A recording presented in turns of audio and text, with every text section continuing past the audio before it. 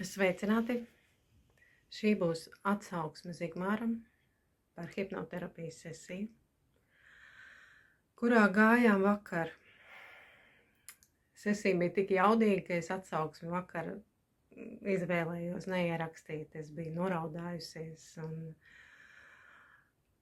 tas efekts bija tik spēcīgs.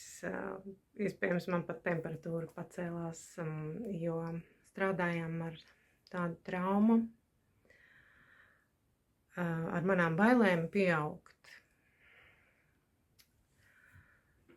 Sarunas laikā pirms sesijas izgaismojās šīs bailes un gājām procesā. Process bija ļoti spēcīgs, tāpēc Zigmārs pielietoja radikālāko hipnozes metodi ar balansa ieviešanu, ar netaisnību, kas tika nodarīta mazajam bērnam, manā bērnībā,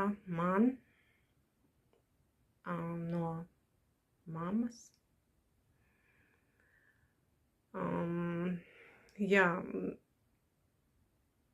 Tās atmiņas bija tik dzīves, un tādēļ process bija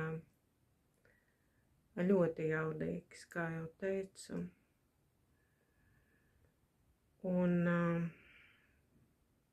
grūti aprakstīt, kā stundas laikā var transformēt tik ilgstošas, tik ilgi glabātas sāpes, kuras ir likušas sprunguļus dzīves ceļā tik ilgus gadus. Un tas atvieglojums, kas sesijas beigās atnāca, atbrīvojoties no visa tā, ko es bērnībā, protams, neviens no mums to nevarēja atdot vecākiem, pāridarījumus, jo mēs bijām mazi un neaizsargāti.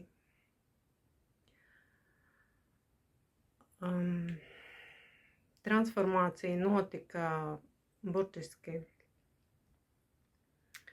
šīs situācijas uz pilnīgu pieņemšanu, uz piedošanu, kas ir visskaistākais, kas var būt pēc tādām sāpēm.